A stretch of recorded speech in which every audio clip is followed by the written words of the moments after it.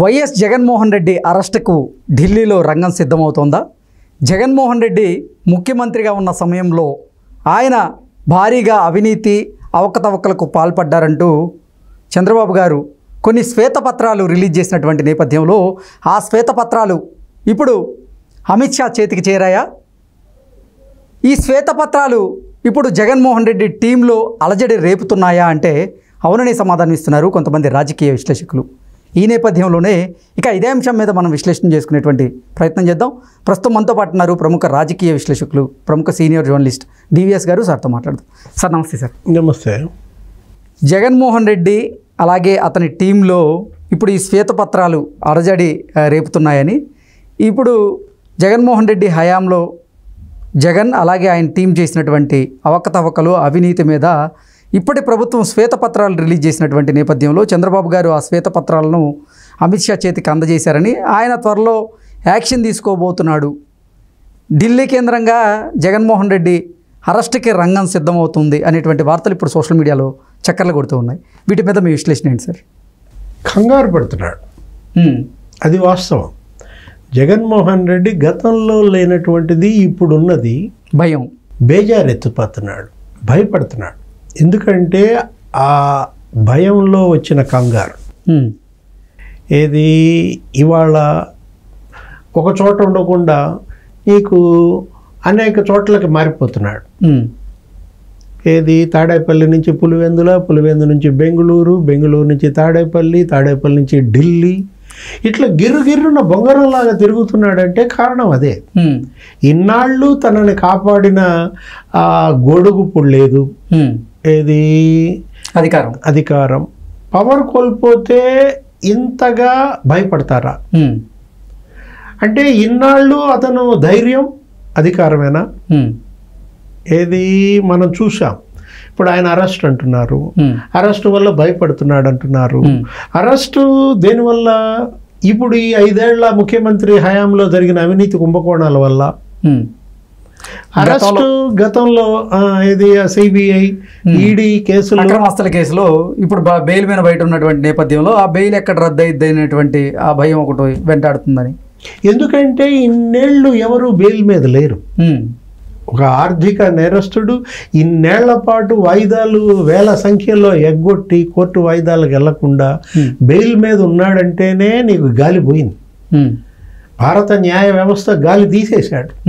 ఇలాంటి పరిస్థితుల్లో మరి అతన్ని ఉపేక్షించారనుకో, బెయిల్ రద్దు కాలేదనుకో, ఏం జరుగుద్ది? నమ్మకం పోతుంది.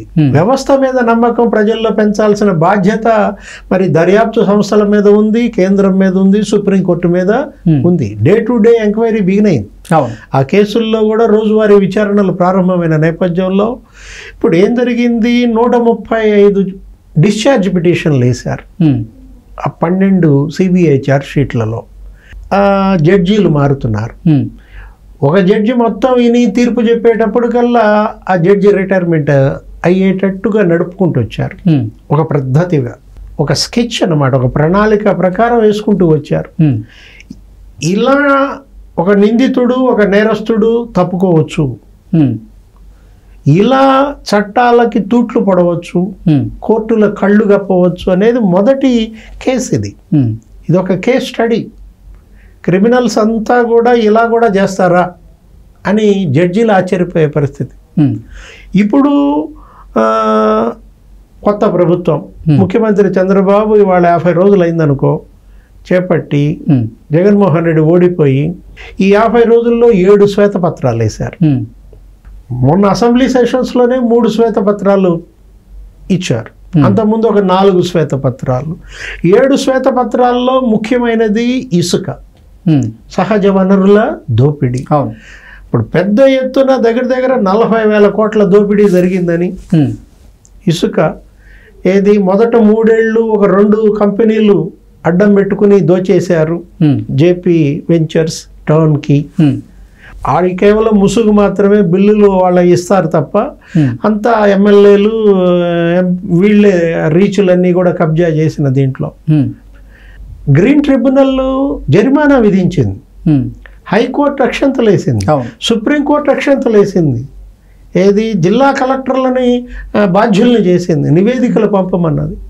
ఇప్పుడు ఆ ఇసుక శ్వేతపత్రంలో ఎంతని లెక్క తేలింది, తవ్వితే నీకు 19,000 కోట్లు ఏమో బయట పెట్టారు అవినీతి. శ్వేతపత్రం అంటే అది గవర్నమెంట్ డాక్యుమెంట్, ప్రభుత్వ నిర్ధారణ. 19,000 కోట్ల అవినీతి జరిగిందని నిర్ధారించిన నేపథ్యంలో మరో శ్వేతపత్రం దేనిపైన? మద్యం. అక్షరాల 1,00,000 కోట్ల రూపాయలు. 1,00,000 కోట్లు ఏంటి? Only cash. ఇప్పుడు ఒక 640 కోట్లు మాత్రమే డిజిటల్ అంట, మిగతా 99,400 కోట్లు అక్షరాల నగదు రూపంలో క్యాష్ అంట. అసలు దేశంలో ఎక్కడ జరగలేదు. ఢిల్లీ లిక్కర్ స్కామ్ ఏముంది? ఇప్పుడు ఢిల్లీ లిక్కర్ స్కామ్ 100 కోట్లే కరప్షన్ అక్కడ జరిగింది, బ్రైబ్స్. సిబిఐ, ఈడీ వీళ్ళంతా కూడా పగలు తీసినా అందులో 100 కోట్లే. ఆ 100 కోట్లకి మరి నువ్వు ఎంతమందిని అరెస్ట్ చేశారు? అసలు ఢిల్లీ ముఖ్యమంత్రి అరెస్ట్ అయ్యాడు, డిప్యూటీ సీఎం ఆయన అయితే అసలు నువ్వు సంవత్సరం పైన జైల్లోనే ఉన్నాడు. ఇంకో రాష్ట్ర ముఖ్యమంత్రి కూతురు, ఎవరు? తెలంగాణ సీఎం అప్పుడు కేసీఆర్ కూతురు కవిత, ఇప్పటికి జైలుకి వెళ్ళి 5 నెలలు అవుతాను. తీహార్ జైల్లో ఉన్నారు వీళ్ళంతా. కేజ్రీవాల్ కొన్నాళ్ళు బయలు వచ్చి బయటకు వచ్చినా కూడా అలాంటి దానికన్నా కూడా 1000 ఢిల్లీ స్కాములకు సమానం అంటే ఇది. ఏది? ఆంధ్రప్రదేశ్ మద్యం కుంభకోణం 1000 ఢిల్లీ స్కాములకు సమానం అంటే ఇక్కడ మరి దీన్ని ఏమన్నారు? దీన్ని సిబిసిఐడి ఎంక్వైరీ చేపిస్తాం, అవసరమైతే దీన్ని ఈడీకి కూడా ఇస్తామన్నారు. మొన్న అసెంబ్లీలో ముఖ్యమంత్రి చంద్రబాబు మాట్లాడుతూ ఈడీ కనుక రంగప్రవేశం చేసిందంటే ఇక మొత్తం నీకు తీగ లాగితే ఒక డొంక కాదు, మొత్తం అందరి డొంకలు కదలాల్సిందే. వాసుదేవరెడ్డి బేవరేజెస్ కార్పొరేషన్ 25 ఏళ్ల పాటు ఆంధ్రప్రదేశ్లో తాగుబోతులను తాకట్టు పెట్టి 25,000 కోట్లు తెచ్చారంట. మద్య నిషేధం చేస్తానన్నాడు. మద్య నిషేధం చేస్తానన్న పెద్ద మనిషి 1,00,000 కోట్లు మద్యం దోచేశాడు. డిస్టిలరీలు కబ్జాలు చేశారు. 38 కొత్త బ్రాండ్లు అంట. ఏది? Boom boom, president medal, special status, ఇలాంటి అసలు మనం ఏనని non duty paid liquor NDPL ఇతర రాష్ట్రాల నుంచి తెప్పించి ఇక్కడ అమ్మారు. అంటే సొమ్ము ఎగ్గొట్టారు. ఏది? గవర్నమెంట్కు పోవాల్సిన ట్యాక్స్ ఎగ్గొట్టారు. 85% ట్యాక్స్ గవర్నమెంట్ కోల్పోయింది. అసలు ఇక్కడ వాళ్ళ కుటుంబ సభ్యుల పాత్ర ఏది? 2 కుంభకోణాల్లో ఇసుకలో అనిల్ రెడ్డి, ఎవరు? మన జగన్మోహన్ రెడ్డి తమ్ముడు వైఎస్ అనిల్ రెడ్డి అక్కడ కింగ్ పిన్ అని, అందరి దగ్గర వసూళ్ళన్నీ అతనే చేశాడని. నీకు జిల్లాకి రోజుకి ₹1,00,00,000 అంట. 13 జిల్లాలకి 13 కోట్లు ఇస్తే 26 జిల్లాలకి రోజుకి 26 కోట్లు వసూలు చేశారని.